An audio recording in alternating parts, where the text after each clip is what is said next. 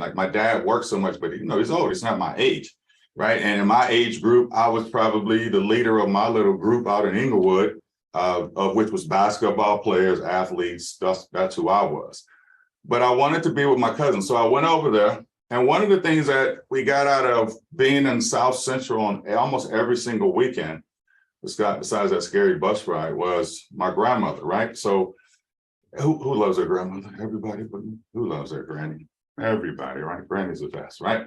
And so we would eat some amazing Sunday dinners. And what I liked the most about her Sunday's dinners was what? It was ready by 12 o'clock, right?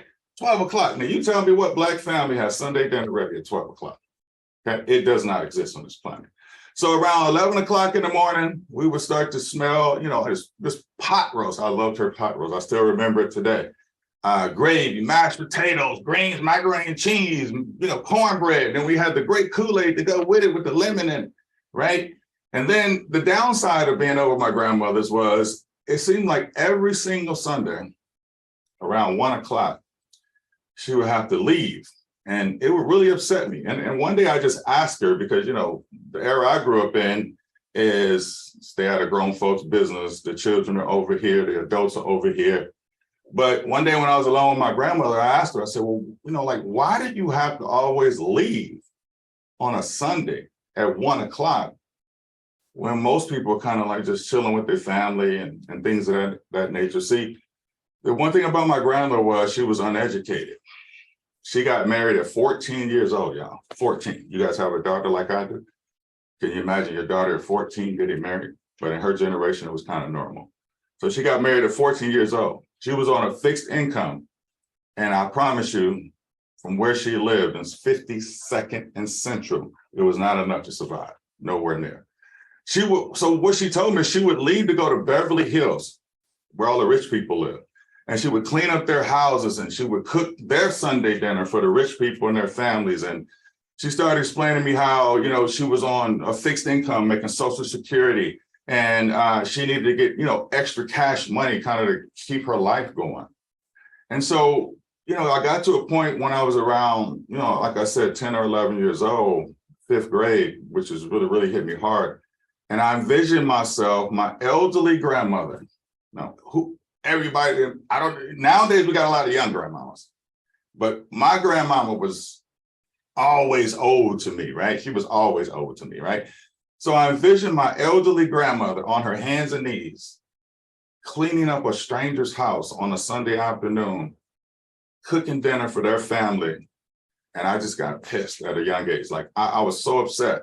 And then still doing that, and the money she was receiving, which was, she told me $100 a week at that time, it still kept her in the hood in South Central LA, like one of the worst ghettos on the planet. Like we called it, Karen's here, we called it concrete Vietnam, and it was all of that, right?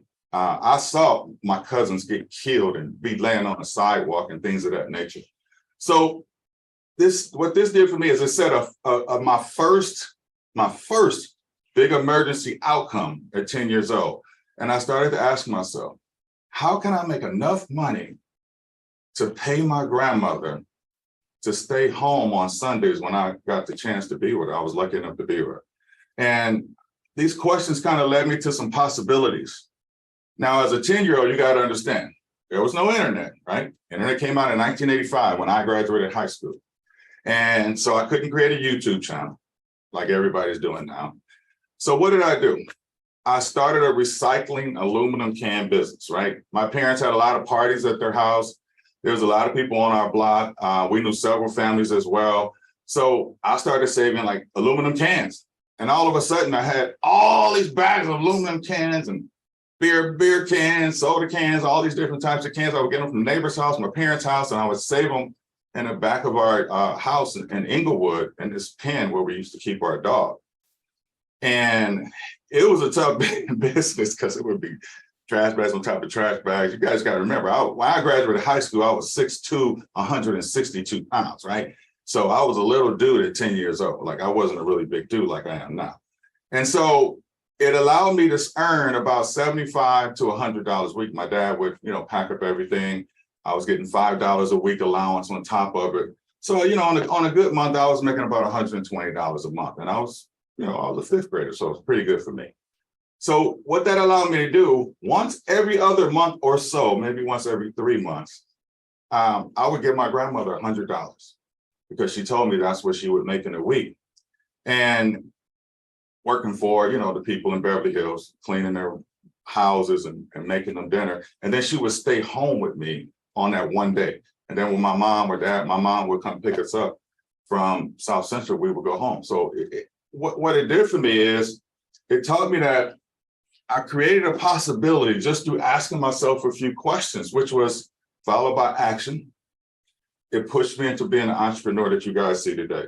Like, I realized at an early age that money equals possibilities for my family.